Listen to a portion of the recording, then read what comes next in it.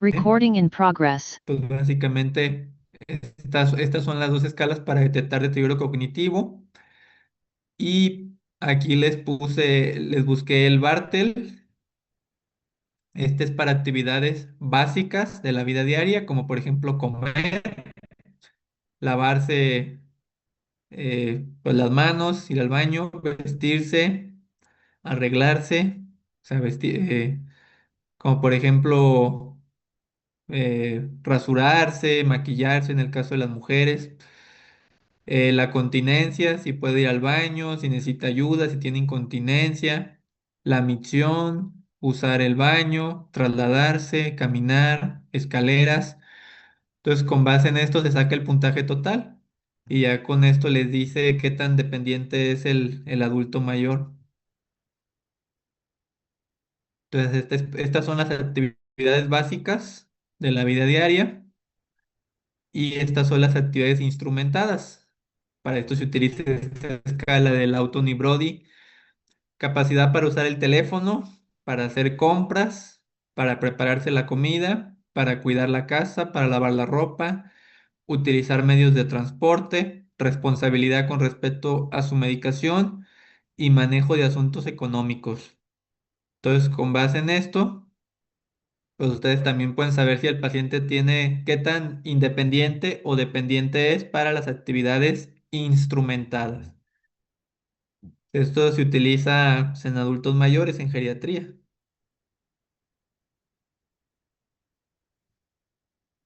Muy bien, vamos a continuar con Parkinson.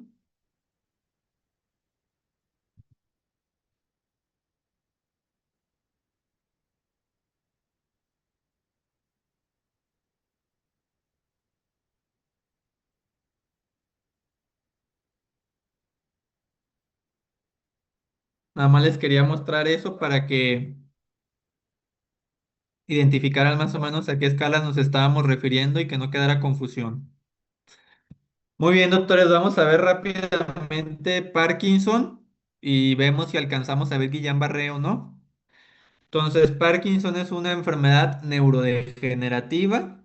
De hecho, es la segunda enfermedad neurodegenerativa más frecuente en el mundo. La primera ya la acabamos de ver, es Alzheimer. Entonces, es una alteración neurodegenerativa de los núcleos basales, específicamente de la sustancia negra, eh, el cual se va a caracterizar pues, por síntomas motores, ¿no? Como es el temblor, la rigidez, la bradicinesia y los cambios posturales. Ahorita vamos a ir explicando cada uno de estos. Ya dijimos, se caracteriza por destrucción de la vía nigroestriada, es decir, entre la sustancia negra y el cuerpo estriado.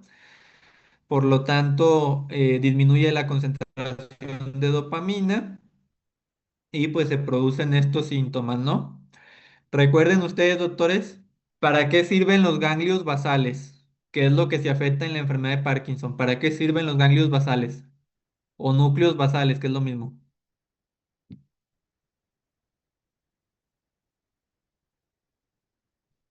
¿Cuál es su función? Pues el control del movimiento del cuerpo, ¿no? El voluntario. Entonces, los ganglios basales o núcleos basales regulan principalmente cuatro cosas. Número uno, el inicio. Número dos, la amplitud. Número tres, la rapidez de los movimientos. Y número cuatro, la postura. Entonces, si bien eh, un estímulo motor, pues obviamente inicia en el área motora primaria, eh, ese estímulo que se inicia en el área motora primaria, pues debe de pasar por los ganglios basales a través de las diferentes vías, y estos van a terminar eh, regulando o determinando cuándo se va a iniciar ese movimiento, qué tan amplio va a ser, qué tan rápido y también la postura. ¿Sale? Entonces, pues por supuesto que si tengo yo fregados los ganglios basales, pues puedo tener estos síntomas motores, ¿no? Entonces, en el caso de la enfermedad de Parkinson, ya dijimos, es la segunda enfermedad neurodegenerativa más frecuente del mundo. También es de adultos mayores. En general inicia en promedio a los 60 años. Después del diagnóstico sobreviven en promedio de 10 a 13 años. La mayoría de los casos son esporádicos y solamente un 10 a 15% son familiares por mutaciones en los genes que codifican estas proteínas. Ahora, al igual que en Alzheimer, los casos familiares suelen iniciar a etapas más tempranas y la evolución es más agresiva. ¿Sale? Dentro de los factores de riesgo, nuevamente la edad. Conforme más avanzamos de edad, más riesgo de tener neurodegeneración, enfermedades neurodegenerativas. A diferencia del Alzheimer que predomina ligeramente en mujeres, esta predomina ligeramente en hombres. Si ustedes tienen un familiar de primer grado con enfermedad de Parkinson, les aumenta de 2 a 3 veces el riesgo. Y hay algunas exposiciones ambientales que se han asociado a enfermedad de Parkinson, como por ejemplo, personas que provengan del campo, exposición a pesticidas, consumo de lácteos, agua de pozo, ¿sí? Trabajo agrícola o ganadero. Todo esto, pues obviamente por los pesticidas y en el caso del agua de pozo, por la exposición a ciertos metales pesados. Y también comorbilidades cardiovasculares, como por ejemplo el síndrome metabólico, la diabetes, si hay antecedente de algún traumatismo craneoencefálico, melanoma o cáncer de próstata. Y finalmente los factores protectores para Parkinson, el fumar protege, la cafeína, el ejercicio, las estatinas, el ibuprofeno y los inhibidores del sistema renina-angiotensina-aldosterona. Dígame, doctor Juan Pablo. Doctor, al tema del lácteo se refiere sin pasteurizar o en general cualquier En tipo de lácteo. general, en general se ha observado, es una asociación. No se especifica si sin pasteurizar o pasteurizados, nada más consumo de lácteos. ¿Alguna otra pregunta?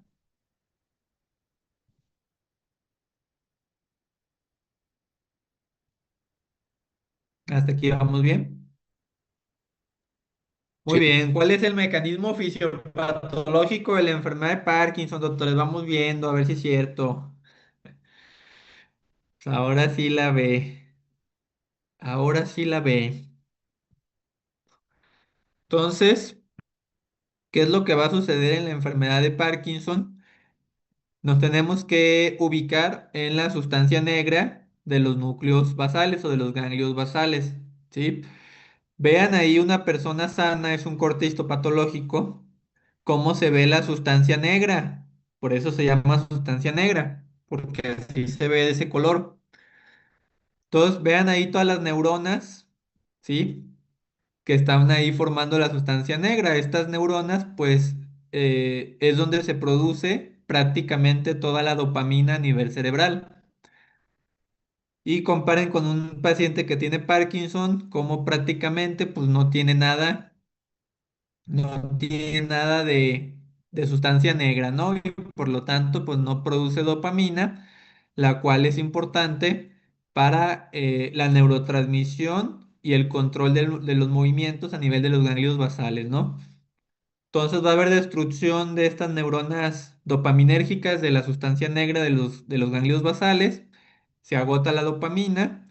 La dopamina es bien importante para esta vía entre la sustancia negra y el cuerpo o el núcleo estriado. Al haber ausencia de dopamina, pues se produce un desequilibrio en los neurotransmisores de tal manera que aumenta la acetilcolina y baja la dopamina y la serotonina, lo cual pues termina alterando esa regulación normal que tiene que haber a nivel de los ganglios basales y pues el paciente les va a desarrollar temblor, rigidez, bradicinesia y cambios posturales. ¿Sale? Ahora, eh, así como en la enfermedad de Alzheimer, lo que veíamos principalmente era depósitos placas de amiloide beta y de ovillos neurofibrilares. En el caso de los pacientes con enfermedad de Parkinson, podemos llegar a encontrar los famosos cuerpos de Lewy. Estos cuerpos de Lewy se producen dentro de estas neuronas que se están degenerando, que se están destruyendo a nivel de la sustancia negra. De tal manera que el residuo, por así decirlo, o lo que queda después de que se destruyen estas neuronas, pues son cuerpos de Lewy. De aquí lo que estamos viendo es cómo progresa el depósito de estos cuerpos de Lewy en un paciente con enfermedad de Parkinson. Vean cómo todo inicia nada más a nivel subcortical, ¿no? A nivel de los ganglios basales, sobre todo aquí en la sustancia negra. Conforme la enfermedad va avanzando, pues el paciente va a ir depositando cuerpos de Lewy, los cuales en su interior tienen alfa-sinucleína a nivel de todo el parénquima cerebral. Entonces, muy parecido en el sentido de que, como en el Alzheimer, que la enfermedad inicia en un área específica, en el Alzheimer, hipocampos y lóbulos temporales, aquí todo inicia en la sustancia negra y conforme progresa la enfermedad, pues esos cuerpos de Lewy se van depositando en todo el parénquima cerebral. Entonces, doctor, un paciente con Parkinson termina también con demencia. Sí, un paciente con Parkinson inicia con síntomas motores porque solo está afectado la sustancia negra, pero conforme avanza la enfermedad va a terminar muy parecido a una enfermedad de Alzheimer. ¿Sale? Obviamente, un paciente con Alzheimer pues nunca va a tener síntomas motores, con eso lo diferencian. La base del Parkinson para el diagnóstico son los síntomas motores, porque pues ahí inicia la afectación, ¿sale? Entonces, ahí lo que vemos son los cuerpos de Lewy, que es aquí lo característico a nivel histopatológico en la enfermedad de Parkinson, los cuales van a tener alfa-sinucleína, una proteína dentro de estos cuerpos, ¿no? Y vean, este es un corte histopatológico en la que comparamos pues una sustancia negra de un paciente sano contra un paciente que ya empieza a perder neuronas a nivel de la sustancia negra y alguien que ya prácticamente no tiene. Entonces vean aquí todos los cuerpos, los somas neuronales y vean acá prácticamente ya muy pocas y acá ya nada de neuronas. ¿Sale? ¿Alguna duda hasta aquí? Todo bien, gracias.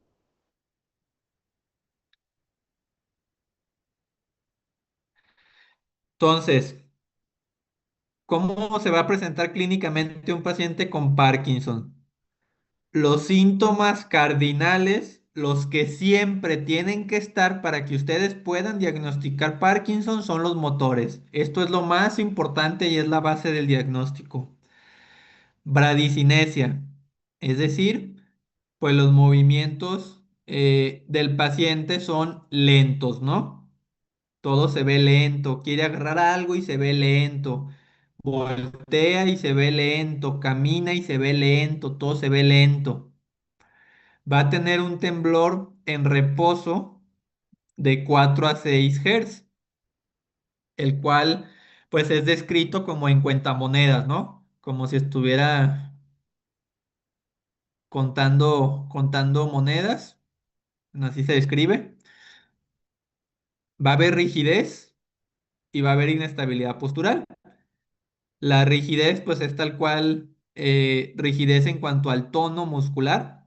Entonces, si ustedes, por ejemplo, le quieren hacer flexión y extensión al paciente, pues van a sentirlo rígido, que se siente pues más lento, o también se puede identificar algo que se llama como signo de rueda dentada, como si ustedes tuvieran un engrane aquí en el codo y en la rodilla, y sienten como el paciente como que hace topes, ¿no?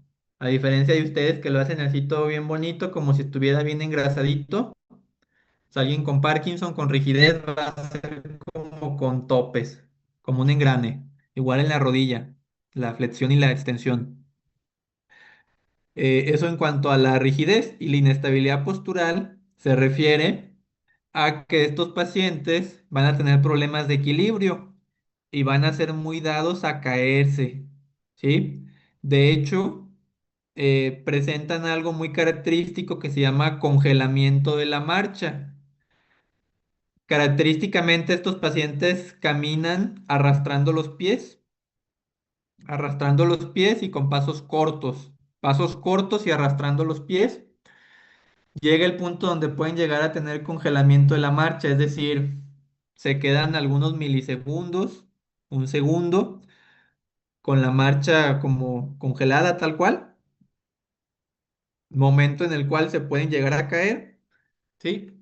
Y ya después reinician la marcha, ¿no? Entonces, esto también es característico dentro de la inestabilidad postural y repito que son muy dados a caerse, a marearse y a caerse. Entonces, ¿cómo inicia la enfermedad?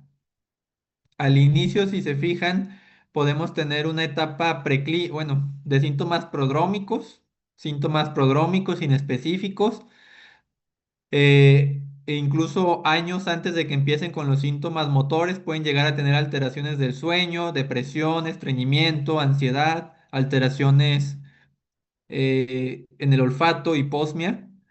Posteriormente ya aparecen los síntomas motores, que es cuando se suelen diagnosticar. La bradicinesia, la rigidez, el temblor. Posteriormente, conforme los cuerpos de Lewy se van depositando en más áreas cerebrales, vean cómo se van afectando más cosas hasta el punto donde el paciente termina con demencia, ¿sale? Y pues prácticamente afectación de todas las funciones cerebrales, parecido en ese sentido a un Alzheimer.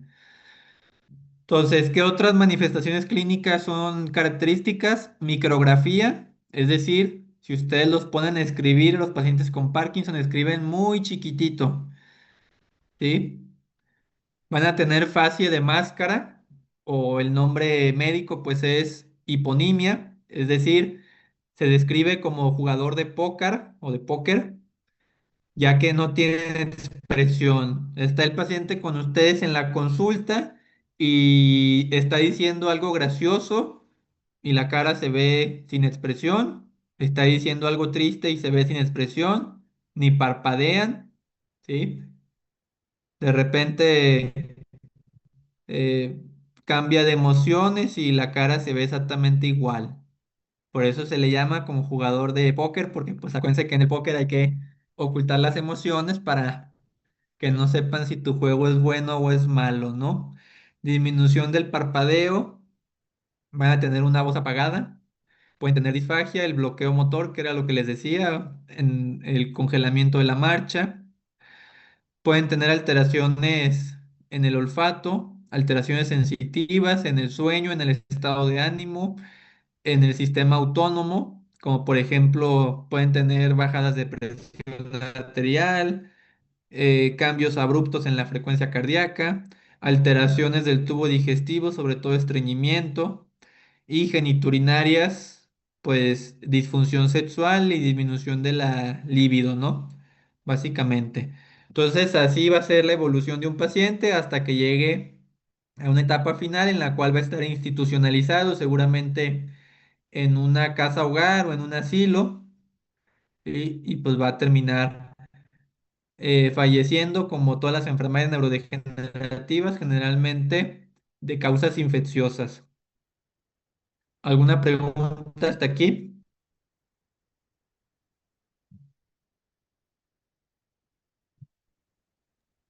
No, doctor. Todo Profundizando bien. un poquito, dígame, doctor.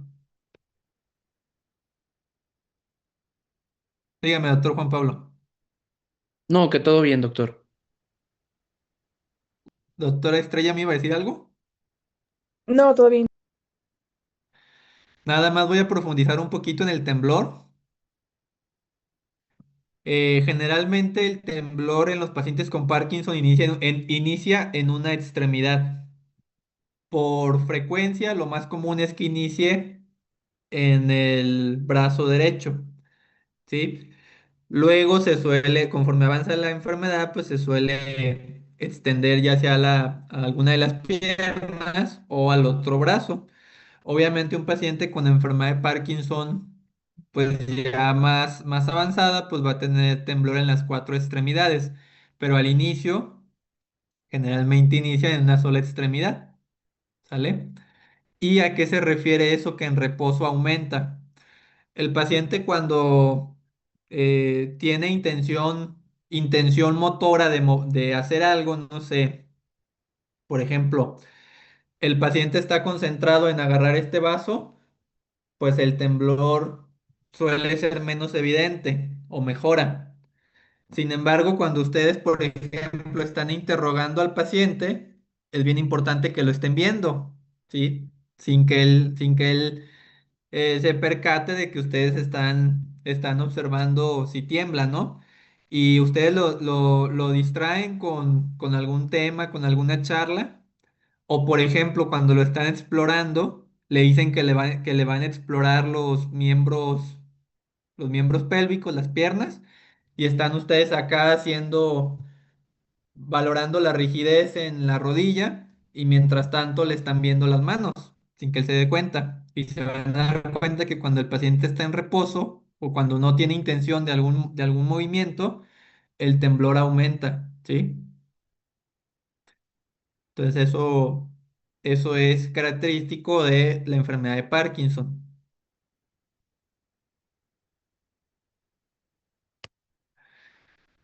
Ahora, ¿cómo se hace el diagnóstico? Pues con base en los síntomas motores, ¿sale? Lo que ya dijimos, los tres síntomas básicos son temblor, rigidez y bradicinesia. De hecho, es la tríada de la enfermedad de Parkinson. La inestabilidad postural se presenta ya más avanzada la enfermedad. Si se fijan, la inestabilidad postural aparece ya en etapas más avanzadas. Al inicio es la bradicinesia, el temblor y la rigidez. Como pueden ver aquí. Algo bien importante, doctores, bien importante que nunca se les olvide.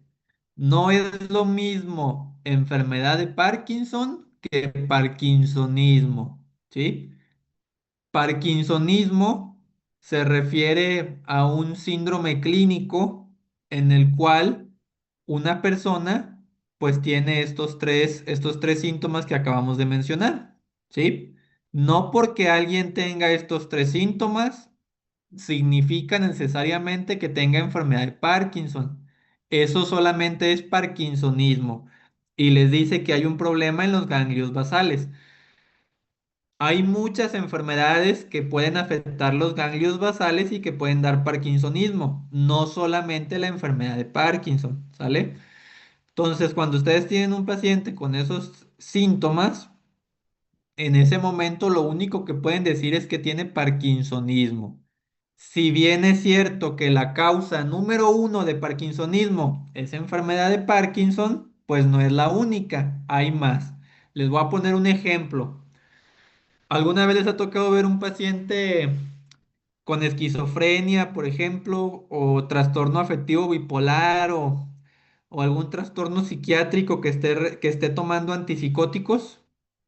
¿Les ha tocado ver un paciente? No, doctor. Pues si ustedes ven un paciente con alguna de estas enfermedades o que tome antipsicóticos, por ejemplo, los antipsicóticos, doctores, son antagonistas de los receptores de dopamina. Entonces, ¿qué efecto creen que pueda tener a nivel cerebral un fármaco que antagoniza la dopamina? Pues lo mismo que el Parkinson, o sea, parkinsonismo. Entonces, luego si les ha tocado ver películas de, no sé, de psicópatas o de gente con esquizofrenia o así, o cuando les toque ver un paciente, se van a dar cuenta de que tiemblan por el antipsicótico. Sí, es un efecto secundario. ¿Es cuando se les Obviamente, ve que hablan como bien lento o raro? sí, sí, sí, es para la cinesia. al final pueden tener síntomas parecidos a una enfermedad de Parkinson, ¿sí? Entonces, va a ser pacientes que están rígidos, que tienen temblor, que están lentones, ¿sí? Entonces, ese es un ejemplo de que hay muchas causas por las cuales yo puedo tener esos síntomas y no necesariamente tengo que tener Parkinson. ¿O qué sucede si yo tuve un infarto cerebral, doctores, y se me infartaron los ganglios basales? Pues claro que puedo tener parkinsonismo. ¿O qué pasa si tengo un proceso infeccioso, una encefalitis? ¿Sí? O algún tumor o muchas causas, ¿no?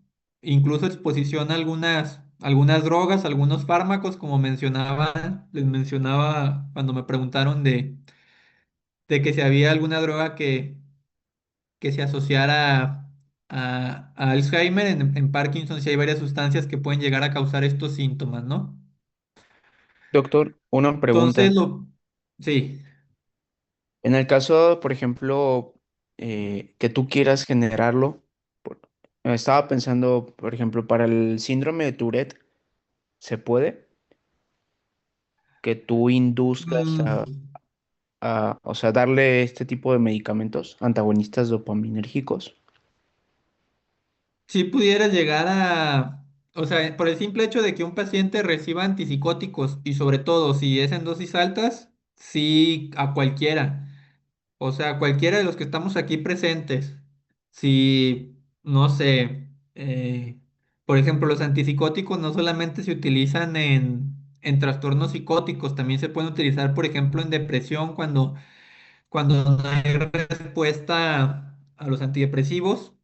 Entonces, si cualquiera de nosotros nos dan algún antipsicótico y por supuesto que un paciente con un Tourette, curen lo que cuando inician el tratamiento y sobre todo si son antipsicóticos de los más viejitos, de los de primera generación como el haloperidol, curen lo que van a estar rígidos, con temblor y con bradicinesia. Sí, entonces sí, la respuesta es cualquier paciente que reciba antipsicóticos y sobre todo si son típicos, que son los más viejitos. Ya después salieron los atípicos, que son más nuevos y tienen un poco menos de efectos extrapiramidales. Eh, pero en general cualquier paciente que reciba antipsicóticos puede llegar a tener parkinsonismo. ¿Sale? Entonces, ¿cómo va a ser el abordaje? Los hallazgos clínicos, ¿sí? Hay algunas alteraciones que les van a orientar más a que ese paciente pueda tener otra causa de parkinsonismo y no enfermedad de Parkinson, como por ejemplo, si desde el principio tiene inestabilidad postural, ya dijimos que en el Parkinson la inestabilidad postural tarda en presentarse. Entonces eso va en contra de Parkinson si se presenta en los primeros 3 años de que empezó el paciente con los síntomas. Si desde el principio tiene congelamiento de la marcha, si tiene alucinaciones, ¿sí? Son datos que orientan a otras causas de parkinsonismo y no enfermedad de Parkinson. Si ya descartaron todas las demás causas de parkinsonismo, es un adulto mayor, la evolución clínica es la esperada, pues por supuesto que se puede diagnosticar enfermedad de Parkinson, ¿sale? Aquí están los criterios diagnósticos, se llaman criterios diagnósticos del Banco de Cerebros de la Sociedad de Parkinson del Reino Unido, así se llaman los criterios para diagnosticar esta enfermedad. Debe de tener al menos uno de estos y de preferencia la mayoría de estos. Que haya empezado unilateral, lo que ya les decía. Generalmente inicia ya sea en el brazo o en la pierna de un solo lado. Que sea en reposo, que sea progresivo, que sea asimétrico, ¿sí? Que haya una excelente respuesta a la levodopa, que como vamos a ver a continuación es el mejor tratamiento que hay, ¿sí? Y pues todo esto apoyaría el diagnóstico. Doctor, fíjese que yo tengo la duda de que ese parkinsonismo sea enfermedad de Parkinson. Aparentemente ya le descarté al paciente todo lo que está aquí, pero tengo la duda todavía. ¿Qué es lo que se hace en esos casos que hacen los neurólogos? pues haces una prueba terapéutica y les das levodopa carbidopa, que es el mejor tratamiento para Parkinson, y si mejoran, si hay una excelente respuesta, pues confirmas tu diagnóstico. Los otros parkinsonismos no mejoran mucho con la levodopa carbidopa. Muy bien, con respecto al tratamiento, pues lo primero va a ser todas las medidas no farmacológicas. Y aquí las tenemos. Primero vamos a ver las no farmacológicas. Pues reeducación de la marcha, porque estos pacientes son muy dados a caerse. Valorar utilizar algún auxiliar como un bastón, una andadera. Ejercicios de equilibrio. Ejercicios para iniciar la marcha. Visuales y auditivos para que se pueda pues orientar mejor el paciente y sea menos probable que se caiga. Integrarlo a programas preventivos, hacer terapias de lenguaje, de deglución, ¿sí? Estos pacientes pueden llegar a tener complicaciones respiratorias, entonces rehabilitación pulmonar y pues básicamente todo el manejo multidisciplinario, ¿no? Ahora, en cuanto al tratamiento farmacológico, pongan mucha atención. El fármaco, el mejor que hay para enfermedad de Parkinson, el mejor, el más eficaz, es la levodopa carbidopa, ¿sí? La levodopa, pues es dopamina, ¿sí? Y la carbidopa es un inhibidor de la enzima que degrada la dopamina a nivel cerebral. ¿Cuál es el problema de si solamente existiera la pura levodopa sola? Que su vida media a nivel cerebral sería muy corta, menos de 20 minutos. Entonces llegaría la dopa, la dopa descarboxilasa y la destruiría rápidamente. Tendría que darle a mi paciente levodopa cada 15 20 minutos, ¿sale? Entonces la levodopa siempre viene combinada con un inhibidor de la enzima que la degrada, que es la carbidopa, ¿sale? Entonces siempre va a ser levodopa, carbidopa. Entonces este es el tratamiento más eficaz, el más eficaz. Doctor, y si es el más eficaz, entonces ¿por qué no se lo doy al paciente desde el inicio y se lo dejo durante sus 10 a 13 años que tenga de sobrevida?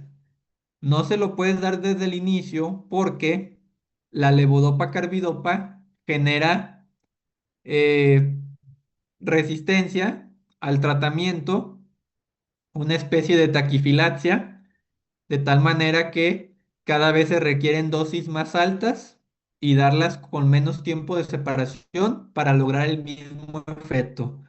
Entonces, la levodopa carbidopa, más o menos, su efecto adecuado solamente va a durar unos 5 años. Entonces, imagínense, si es un paciente que apenas va iniciando, no puedo quemar a mi mejor guerrero al inicio, porque al inicio los síntomas son más leves. Mejor la guardo para cuando el paciente esté en sus últimos años de enfermedad y tenga síntomas más graves. ¿Sale? Por eso no se da levodopa carbidopa desde el principio en todos los pacientes. Entonces, ¿cuáles son los únicos pacientes en los cuales les doy levodopa carbidopa?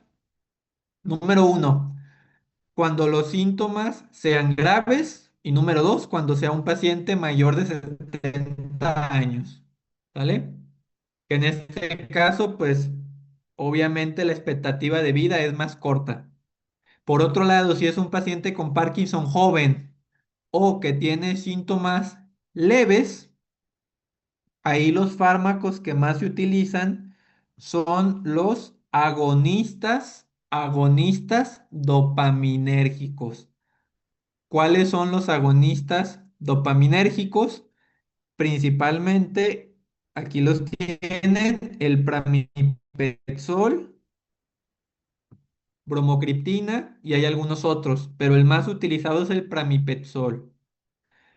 Hay otros fármacos que se pueden llegar a utilizar, como por ejemplo los inhibidores de la monoamino oxidasa. Recuerden que la monoamino oxidasa degrada las catecolaminas. Por lo tanto, pues también degrada la dopamina, porque la dopamina pues es una catecolamina. Entonces también podemos dar inhibidores de esta IMAO para que la dopamina dure más tiempo a nivel cerebral. Si solamente se está produciendo muy poquita, pues tratar de que esa poquita dopamina dure el mayor tiempo posible a nivel cerebral. ¿Sale? Entonces, aquí tenemos eh, la dopa de carboxilasa, que es inhibida por la carbidopa, y la levodopa, pues es dopamina. La levodopa carbidopa normalmente al inicio del tratamiento se da aproximadamente de 2 a 4 veces al día. ¿Sale? Conforme el paciente va agravándose la enfermedad de Parkinson, puede llegar a recibirla incluso hasta cada 2 o 3 horas. ¿Sale? Entonces, en resumen, el tratamiento de la enfermedad de Parkinson depende de la edad del paciente y de si los síntomas son leves o son graves. Si el paciente tiene más de 70 años, ahí sí damos a nuestro mejor guerrero desde el principio. O si los síntomas son graves, también se puede considerar o existe duda diagnóstica, le pueden dar una prueba terapéutica al inicio con levodopa carbidopa y ya si el paciente mejora, pues ya se le puede cambiar a un IMAO o a un agonista dopaminérgico. Los agonistas dopaminérgicos es de lo que más se utiliza junto con la levodopa carbidopa. Los que no están con levodopa carbidopa generalmente están con pramipexol. Estos son agonistas dopaminérgicos, contrario a los antipsicóticos, que son antagonistas dopaminérgicos y por eso causan parkinsonismo. Aquí lo que estamos dando es un agonista, ¿sí? Para que la dopamina, la poca dopamina que hay, pues optimizarla, ¿no? Entonces, a grandes rasgos, hay otros fármacos menos utilizados como algunos fármacos que también son antivirales, como la mantadina. También se pueden utilizar inhibidores de la COMP, que también tienen que ver con la degradación de la dopamina. Entonces, todo se basa ya sea en dar dopamina o en dar algo que inhiba su degradación, ¿no? ¿Alguna duda con esto, doctoras, doctores? Todo bien, gracias.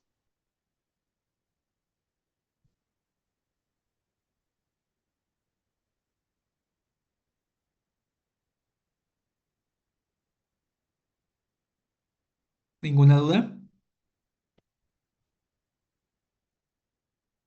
Todo bien. Perfecto, doctores, pues entonces aquí vamos a terminar. Voy a tener yo una última clase, me comentó el doctor Ramiro, con ustedes el próximo martes. Entonces, el martes voy a estar de 7 a 9 con ustedes. No sé si eh, quieran revisar algún tema en específico que sea de su interés o algo que yo tenga preparado, si no, no sé, de lo que les he dado, si algo quedó duda o quisieran como repasar o profundizar más en eso o algún otro tema que les gustaría aprender, me pueden decir y si no, pues de todos modos yo tengo ya algunos temas ahí preparados como ustedes me digan. Igual si pueden poner en el chat qué opinan. Si alguien quiere algún tema en especial, lo puede poner en el chat. Y si no quiere ningún tema en especial, pues damos algo que ya tenga yo preparado.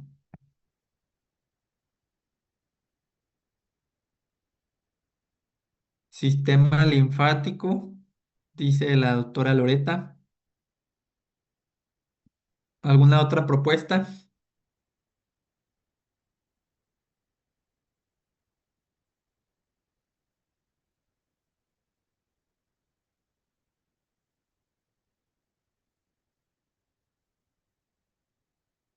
Muy bien.